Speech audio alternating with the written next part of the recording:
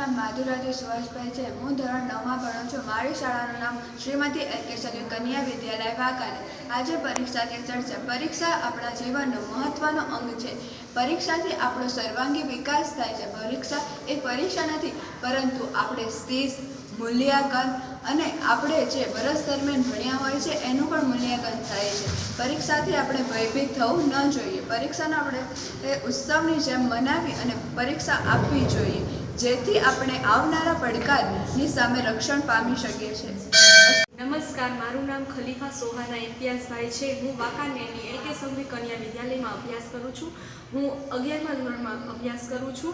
હું આ પરીક્ષા પે ચર્ચા વિશે એમ જ કહેવા માગું છું કે આપણે પરીક્ષા જે દઈએ તે લેખિત મૂલ્યાંકન માત્ર નથી, પણ જે આપણે ગોલ નક્કી કરેલો હોય તેને અચીવ કરવા માટે જે આ પરીક્ષા આપણે દઈએ છીએ, અને તેમાં આપણા માનસિક અને શારીરિક મૂલ્યાંકનમાં પણ આપણને ઉપયોગી છે। અને આપણે પરીક્ષા માત્ર લેખિત મૂલ્યાંકન નથી। હું પરસોના ટેમ્પલ શ્રીમતી એલ.કે. સલીમ કન્યા વિદ્યાલય વાંકાનેરમાં ધોરણ 12માં અભ્યાસ કરું છું। આજે હું તમને પરીક્ષા પે ચર્ચા વિશે કહીશ। વિદ્યાર્થીના જીવનમાં પરીક્ષા એ માર્ગદર્શક એ દીવો સમાન છે। વિદ્યાર્થીના જીવનમાં પરીક્ષા સમયે વિચારશક્તિ, સ્મરણ શક્તિ અને નિર્ણય શક્તિમાં વધારો થાય છે। જો વિદ્યાર્થીને સફળતા મળે તો આત્મવિશ્વાસ વધે છે, અને નિષ્ફળતા મળે તો વધુ મહેનત કરવાની દિશા મળે છે, અને વિદ્યાર્થીને પોતાના લક્ષ્ય તરફ યોગ્ય દિશા મળે છે।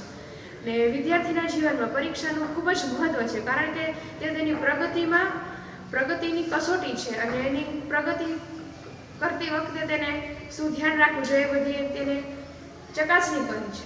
અને વિદ્યાર્થીના જીવનમાં પરીક્ષા એ જવાબદારીની ભાવના વધારે છે।